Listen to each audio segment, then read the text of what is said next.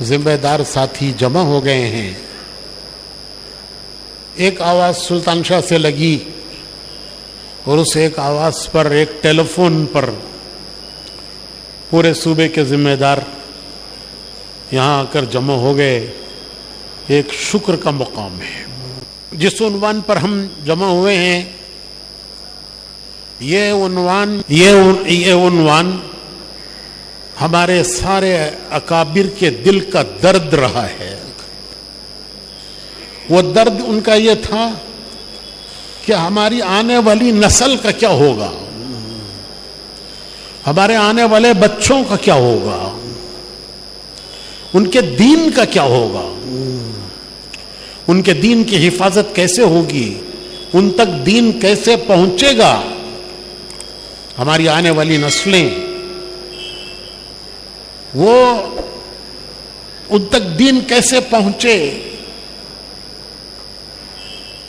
یہ تمام اکابر کے دل کا درد رہا ہے. مولانا محمود الحسن صاحب رحمۃ اللہ علیہ دیوبند کے اولین استادوں میں ہیں. ہندوستان کی جنگ آزادی میں وہ آگے تھے. انگریز نے ان کو پکڑ کر مالٹا میں قید کیا تھا.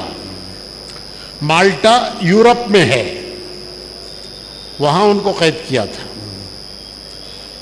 واپسی پر انہوں نے ایک بیان دیا, فرمایا کہ میں نے مالٹا کی جیل کی تنہائیوں میں غور کیا.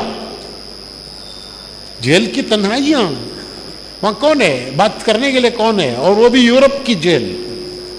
مالٹا یورپ میں ہے. میں نے جیل کی تنہائیوں میں غور کیا کہ مسلمانوں کی جو صورتحال ہے اس کا کیا علاج ہے. تو مجھے دو باتیں سمجھ میں آئیں. ایک, قرآن کی تعلیم کو عام کرنا, گھر گھر محلے محلے میں اتنے مکتب قائم ہو جائیں کہ کوئی بچہ مکتب سے بے بہرا نہ رہے. یہ اسی سے ان کے دین کی حفاظت ہوگی, آنے والی نسلوں کی حفاظت ہوگی ان کے دین کی. یہ مولانا محمود الحسن صاحب سارے ہمارے بڑے علماء کے استاد ہیں. سارے بڑے جتنے علماء ہیں ہمارے وہ سب ان سب کے استاد ہیں. کسی نے ان سے دیکھو بھائی کیا ہے, دیکھو ذرا وائر کی طرف, کسی کو بیٹھنے مت دو. کسی نے مولانا محمود الحسن صاحب سے پوچھا کہ حضرت سب نے تو کتابیں لکھی ہیں, بے شمار کتابیں, آپ نے کوئی کتاب نہیں لکھی. تو فرمایا کہ یہ سب میری کتابیں ہیں. مولانا حسین احمد بندی, مولانا اشرف علی تھانوی, مولانا کی مفتی کفایت اللہ دہلوی, مولانا شبیر احمد عثمانی, مولانا اندر شاہ کشمیری. فرمایا یہ سب میری کتابیں ہیں. یہ سب ان کے شاگرد تھے جن سے دنیا میں علم پھیلا ہے, پوری دنیا میں علم پھیلا ہے. تو وہ فرماتے ہیں کہ میرے نزدیک مسلمانوں کی اس کا علاج یہ ہے کہ جگہ جگہ مکتب قائم ہو اور ہمارے بچوں کو دین سکھایا جائے, قرآن سکھایا جائے. میرے بھائیوں, یہ درد ہمارے سب دنیا سے جو چلے گئے ان کا بھی اور جو دنیا میں ہے ان کا بھی یہ دل کا درد ہے کہ ہماری نسلوں کے دین کی حفاظت کیسے ہوگی. پہلے دین پہنچے ان کے پاس, پہنچا ہی نہیں تو حفاظت کیا کریں گے بھائی. ارے جو چیز تمہارے پاس ہے ہی نہیں اس کی آپ کیا حفاظت کرو گے, آپ اسی چیز کی حفاظت کرو گے جو تمہارے پاس ہے. تو ان بچوں تک دین پہنچے تو پھر حفاظت کا مسئلہ ہے. اگر ان کے پاس دین ہی نہیں پہنچا تو پھر حفاظت کہاں, کس چیز کی کریں گے. یہ حفاظت کس چیز کی ہوتی ہے. آپ کے پاس مال ہے, مال کی حفاظت کرنی ہے. جان ہے, جان کی حفاظت کرنی ہے. جو چیز آپ کے پاس نہیں ہے اس کی کیا حفاظت کرو گے. مردے کی جان کی کیا حفاظت کرو گے, چلی گئی. تو اسی چیز کی حفاظت ہوتی ہے جو پاس ہے, جو ہے ہی نہیں اس کی کیا حفاظت ہوتی ہے. تو پہلا سوال ہے دین پہنچے, جب پہنچے پھر اس کے بعد اس کی حفاظت ہو. تو ہمارے بچوں تک دین کیسے پہنچے, ہماری آنے والی نسلوں تک دین کیسے پہنچے. ہم ایک ایسے زمانے میں زندگی گزار رہے ہیں کہ وہ دور آ چکا ہے کہ کوئی بچہ اسکول گئے بغیر رہ نہیں سکتا. قانون بن چکے ہیں. جبری تعلیم قانون بن چکا ہے, اگرچہ کہ اس پر ابھی پوری قوت سے عمل نہیں ہو رہا ہے, لیکن قانون بنا ہوا ہے کہ کوئی بھی بچہ اسکول گئے بغیر رہ نہیں سکتا. اگر اس بچے کو اسکول نہیں بھیجا گیا ہے تو اس کے والدین کو سزا دی جائے گی. کس بچے کو اسکول نہیں بھیجا ہے تو والدین کو سزا دی جائے گی. یہ قانون بن چکا ہے. تو ہم کسی بچے کو اسکول جانے سے روک نہیں سکتے. سب بچے اس امت کے اسکول جائیں گے, اور اسکول میں مذہبی تعلیم منع ہے. یہ سب قانون بن چکے ہیں ہمارے ملک میں. پہلی بات, اسکول کو بھیجے بغیر آپ بچے کو روک نہیں سکتے. روکو گے تو ماں باپ کو سزا ہوگی. اب بھیجے تو بھیجنے کے بعد وہاں ان کو دین کی تعلیم نہیں دے سکتے. اسکول میں, کسی بھی اسکول میں کسی بھی مذہب کی کتاب نہیں پڑھائی جا سکتی. پڑھائی جائے گی تو اسکول والوں کو سزا ہوگی. یہ سب قانون بن چکے ہیں. تو اب ظاہر بات ہے کہ ہم بچے کو اسکول بھیجے بغیر رہ نہیں سکتے, اور وہاں اسے دین کی تعلیم دے نہیں سکتے. بچے کو اسکول بھیجے بغیر رہ نہیں سکتے, اسکول میں بچے کو دین کی تعلیم دے نہیں سکتے. پھر کیا کریں گے؟ پھر ہمارے بچوں کو دین کیسے ملے گا؟ سوچنے کی بات ہے.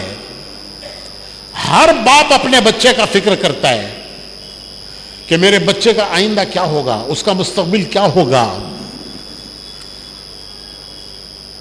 کیا مسلمان باپ کو, اگر وہ مسلمان باپ ہے, کیا اسے اس کی فکر نہیں کرنا ہے کہ میرے بچے کے دین کا کیا ہوگا؟ وہ اس کی فکر کر رہا ہے کہ میرے بچے کی دنیا کا کیا ہوگا, اس کا مستقبل کیا ہوگا, وہ مستقبل میں کیا بنے گا. کیا اسے اس کا فکر نہیں کرنا ہے کہ وہ مسلمان باپ ہے کہ میرے بچے کے دین کا کیا ہوگا؟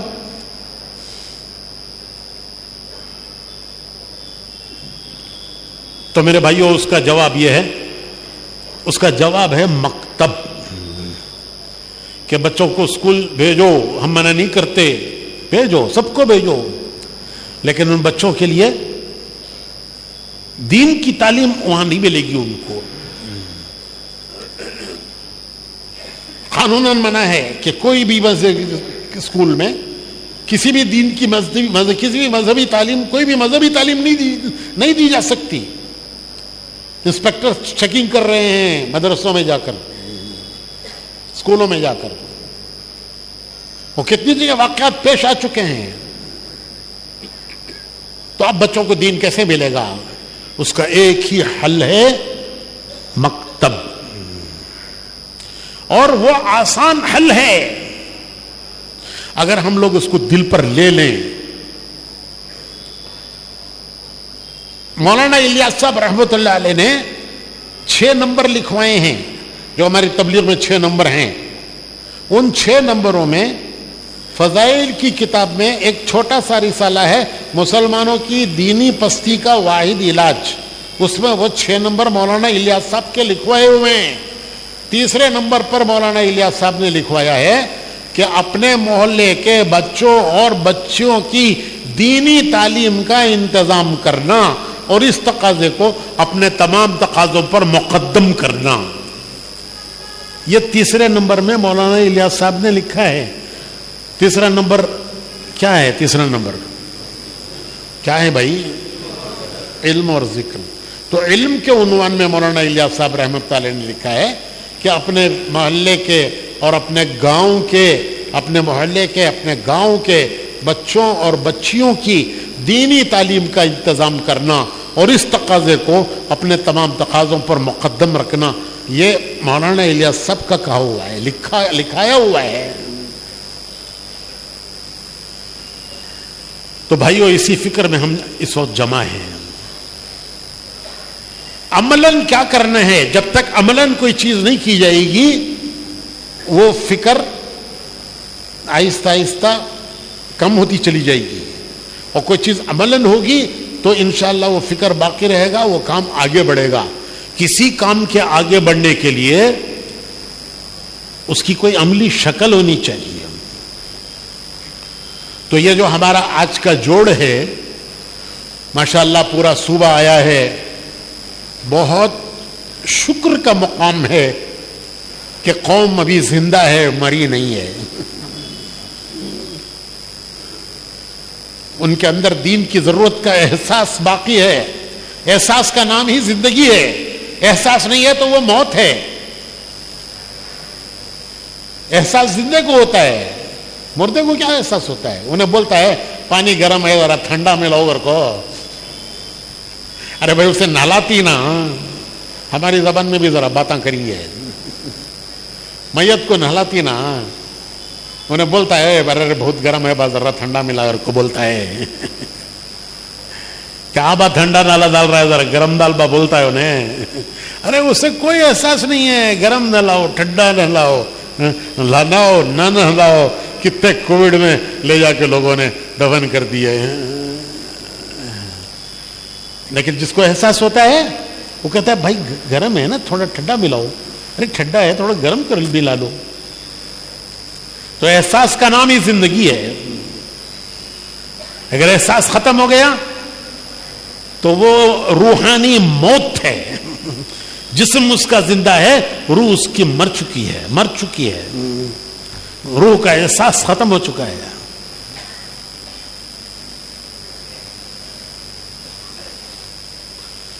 ابھی ایک صاحب ملے مجھے, دل کے بڑے ڈاکٹر. تو ملاقات کرائی کہ یہ بڑے دل کے بڑے ڈاکٹر ہیں. تو میں نے کہا دیکھو ڈاکٹر صاحب, دل کی دو صورتیں ہیں. ایک اس کا جسم ہے, ایک اس کے اندر کی روح ہے. آپ جسم کا علاج کرتے ہو, روح کا کیا علاج ہے تمہارے پاس؟ ارے جسم انسان وہ صرف ایک جسم کا لوتھڑا, گوشت کا لوتھڑا, ہڈوں کا ڈھانچہ نہیں ہے. اس کے اندر کی ایک روح ہے. وہ روح دل کی روح بھی ہے. حضور نے فرمایا کیا انسان کے دل میں گوشت کا ایک لوتھڑا ہے, وہ بگڑ جاتا ہے جسم سارا بگڑ جاتا ہے. وہ ٹھیک ہوتا ہے سارا جسم ٹھیک ہوتا ہے. وہ بگڑتا ہے سارا جسم بگڑتا ہے. اللہ وہی القلب, اللہ وہی القلب 3 بار حضور نے فرمایا وہ دل ہے. تو ایک دل کی ظاہری شکل ہے, ایک اس کے اندر کی روح ہے. تو دل کے ظاہری شکل کا علاج حکیم ڈاکٹر کرتے ہیں, اس کی روح کا علاج وہ نبی بتاتے ہیں. اللہ نے نبیوں کو بھیجا روح کی بیماریوں دور کرنے کے لیے, اس کے علاج کے لیے. اور انبیاء اللہ کے یہاں سے علم لائے. ہمارے مولانا ابراہیم صاحب ہمیشہ فرماتے ہیں کہ نبی دنیا میں 2 چیزیں لائے ہیں, باقی تو سب دنیا میں ہے. اللہ نے انسان کی سب ضرورت کا انتظام دنیا میں کر دیا ہے. نبی 2 چیزیں لائے ہیں, ایک ایمان لائے ہیں اور ایک علم لائے ہیں. ہمارے مولانا ابراہیم صاحب ہمیشہ فرماتے ہیں کہ انبیاء 2 چیزیں لاتے ہیں, ایک ایمان, دوسرا علم. باقی سب تو دنیا میں ہے.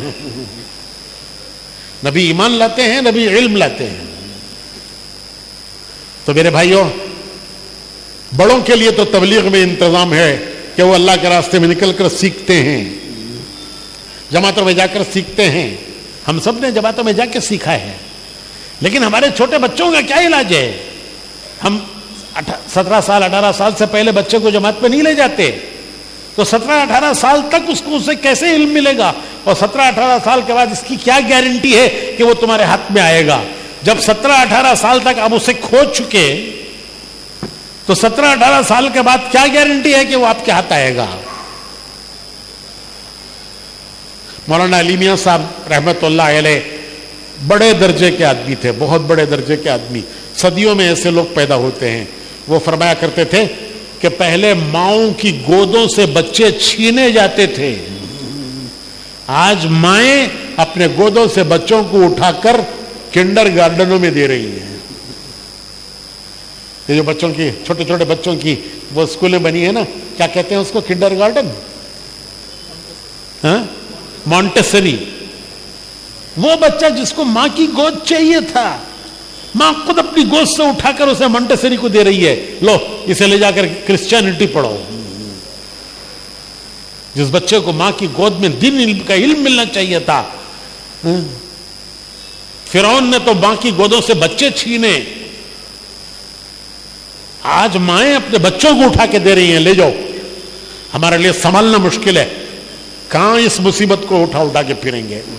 لو کوئی لے جا کے سنبھالو، تم جو دینا چاہو اسے دو. تو آج مائیں.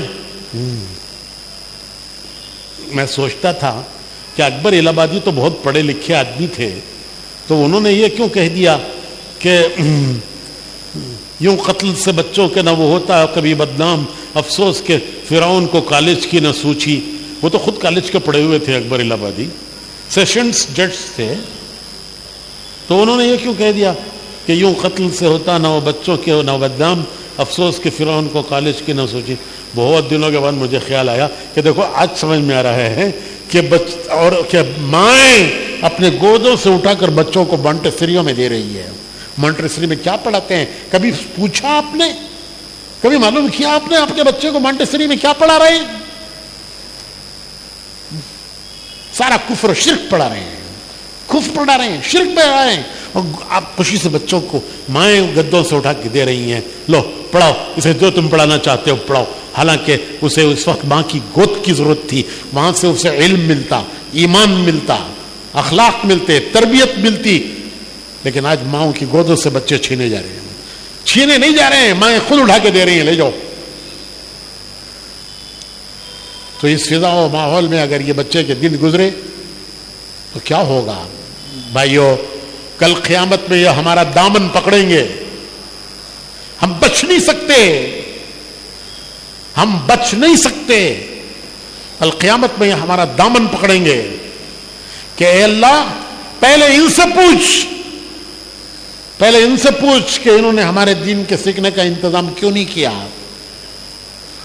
انہوں نے ہماری دنیا کی فکریں کی کہ میرا بچہ IPS بنے، IAS بنے، ڈاکٹر بنے، انجینئر بنے ضرور بنے، ہم کہاں منع کرتے ہیں، لیکن میرا بچہ دیندار بھی بنے، مسلمان رہے، اسلام باقی رہے، اس کا مسلمان باقی رہے. وہ اگر اس کی فکر ہم نے نہیں کی تو کل قیامت میں یہ بچے ہمارا دامن پکڑیں گے کہ اے اللہ انہوں نے ہمیں دنیا کی ہماری فکر کی کہ ہماری دنیا بن جائے، لیکن انہوں نے ہم تک دین کے پہنچانے کی فکر نہیں کی. ہم سب قصوروار ہیں، ہم سب خطا کار ہیں. اگر ہم نے اپنی بس بھر کی کوشش نہیں کی تو کل اللہ کو جواب دینا ہمارے لیے مشکل ہے. اللہ کو جواب دینا، اس کے لیے اللہ کا شکر ہے کہ ہمارے احباب فکر مند ہیں، اس کے لیے اپنی جان لگا رہے ہیں، اپنا وقت لگا رہے ہیں، اپنی کوشش لگا رہے ہیں. تو خلاصہ میرے بھائیو یہ ہے کہ ہمارا یہ جوڑ، ہمارا یہ اجتماع، اس کے چند پیغام ہیں، چند پیغام ہیں. یہ ایک پیغام ہے، یہ ایک پیغام ہے، اسے عمل میں لانا ہے. پہلا پیغام یہ ہے کہ ہماری ہر مسجد میں مکتب ہونا چاہیے. کوئی مسجد مکتب سے خالی نہ رہے. حضور اکرم صلی اللہ علیہ وسلم نے مسجد نبوی میں مدرسہ قائم کیا تھا، اس کا نام ہے اصحاب صفہ. وہ صفہ کا چبوترا تھا جس پر اصحاب صفہ رہتے تھے.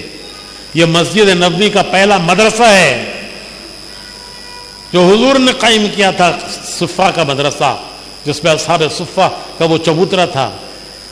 ان کے کھانے کا کوئی انتظام نہیں تھا. 2 کھجور کے پیڑ لگے ہوئے تھے. مدینے کے انصار کھجوروں کے خوشے لا کر اس پر باندھ دیتے تھے. آج بھی وہ ستونوں کی شکل میں وہاں صفہ کے چبوترے کے پاس موجود ہیں. کوئی جا کے دیکھے تو پتا چلے گا، جاننے والا بتائے گا کہ یہ 2 ستون ہیں جو صفہ کے چبوترے کے سامنے ہیں. یہ حضور کے زمانے میں کھجور کے پیڑ تھے اور ان پیڑوں پر انصار کھجوروں کے خوشے لا کر باندھ دیتے تھے کہ اصحاب صفہ جو دین کا علم حاصل کرنے کے لیے چبوترے پہ پڑے رہتے تھے، حضور کی خدمت میں بھوک لگے یہ کھجور کھا لو، نہیں ہے بھوکے رہو. لیکن انہی سے قیامت تک کے لیے علم پھیلایا ہے. تو بھائیو، حضور کی مسجد میں سب سے پہلے اصحاب صفہ کا مدرسہ قائم ہوا ہے. تو ہماری کوئی مسجد مدرسے سے خالی نہیں ہونی، مکتب سے خالی نہیں ہونی چاہیے. مکتب 1 گھنٹے کا مکتب کافی ہے. ترتیب کے ساتھ، صحیح طریقے کے ساتھ تعلیم دی جائے، 1 گھنٹے کا مکتب انشاءاللہ کافی ہے. وہ 1 گھنٹہ چاہے صبح میں ہو چاہے شام میں ہو، انشاءاللہ اس 1 گھنٹے کا اثر بچے کے 24 گھنٹے پر پڑے گا. اس 1 گھنٹے میں اللہ کا شکر ہے محنت کر کے ایسا نصاب بنایا گیا ہے کہ اگر 1 گھنٹہ روزانہ بچہ دے گا تو 5 سال کے اندر اسے انشاءاللہ دین کا جو ضروری علم ہے، جو ضروری بنیادی علم ہے، جو ایک درجے میں فرض ہے ہر مسلمان کے لیے جاننا، وہ علم انشاءاللہ اس بچے کو حاصل ہو جائے گا. اسکول کی تعلیم کے ساتھ ساتھ اگر وہ بچہ 1 گھنٹہ روزانہ مکتب کو دیا کرے، صبح میں دے شام میں دے، تو ہمارے اس اجتماع کا پیغام ہے کہ ہماری کوئی مسجد مکتب سے خالی نہیں رہنا چاہیے. پہلا کام ہے یہ ہمارا. صرف بیان کر کے جانے سے کام نہیں چلے گا. یہاں سے یہ عملی شکل لے جانا ہے. عملی شکل وجود میں اگر نہیں آئی تو یہ درد تو خالی درد رہے گا. اس کا علاج کیا ہوگا؟ تو پہلا کام ہے ہر مسجد میں مکتب قائم ہونا چاہیے، جہاں بچے کو ضروریات دین سکھایا جائے. اگر مسجد والے آپ کو اجازت نہیں دیتے ہیں، انشاءاللہ امید ہے کہ کوئی مسلمان ایسا نہیں ہے کہ جو بچے کو قرآن پڑھانے سے روکے اور دین سکھانے سے روکے. لیکن اگر کسی وجہ سے اجازت نہیں دیتے ہیں، اس کا آپ انتظام کرو. کوئی گھر کرائے پر لو، وہاں مکتب شروع کرو مسجد کے قریب میں. لیکن سب سے پہلا کام مسجد میں مکتب قائم ہو. یہ پہلا پیغام ہے. تیار ہیں سب انشاءاللہ؟ مسلمان کوئی نیت کرتا ہے اللہ اسے پوری کرتا ہے. مولانا الیاس صاحب فرماتے تھے کہ جس چیز کو مسلمانوں کا ایک مجمع چاہ لیتا ہے اللہ بھی اسے چاہ لیتا ہے. یہ ملفوظ ہے مولانا الیاس صاحب کا کہ جس چیز کو مسلمانوں کا ایک مجمع چاہ لیتا ہے کہ اللہ یہ ہونا چاہیے، تو اللہ بھی اسے چاہ لیتے ہیں. اور اللہ کا چاہ لینا ہی وجود ہے، اس کا وجود ہے، وہ وجود میں آ جاتا ہے. تو ہم نیت کریں کہ کوئی مسجد ایسی خالی نہیں ہونی چاہیے کہ جس میں مکتب نہ چل رہا ہو. انشاءاللہ ہر مسجد میں مکتب قائم کرنا ہے. یہ پہلا پیغام ہے. دوسرا پیغام مسلمانوں کی آبادی ہے، وہاں مسجد نہیں ہے، چھوڑ دیں گے؟ بھئی مسلمانوں کی آبادی ہے، چاہے 4 گھر ہوں، لیکن ان کے لیے بھی انتظام کرنا یہ ہماری ذمہ داری ہے.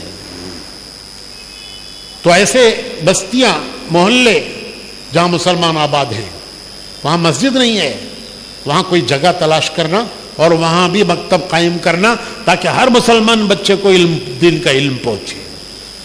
اس کے لیے چاہے کسی کے گھر کا کوئی کمرہ وہ فارغ کرے. امریکہ میں جب ہمارے سفر شروع ہوئے، شروع کی بات ہے، اب تو اللہ کا شکر ہے، لیکن جب شروع ہوئے تو مسجدیں نہیں تھیں. مسلمانوں کی آبادیاں تھیں، محلے تھے، مسجدیں نہیں تھیں. تو میں نے ایک مشورے میں یہ کہا کہ ارے بھائیو، تمہارے ہر گھر میں کار کے لیے جگہ ہے، نماز پڑھنے کے لیے مسجد کی جگہ نہیں ہے. وہاں تو ہر گھر میں کار ہوتی ہے، ہر کار کا گیرج ہوتا ہے، ہر گھر میں کار ہوتی ہے. تو میں نے امریکہ والوں سے کہا کہ افسوس ہے تمہارے اوپر کہ تمہارے گھروں میں کار کے لیے جگہ ہے، مسجد کے لیے جگہ نہیں ہے تمہارے پاس. تو میں نے ان سے کہا کہ ہر محلے میں ایک ایسی ٹوٹی پھوٹی کار خرید لو کہ جس کو کوئی اٹھا کے نہ لے جائے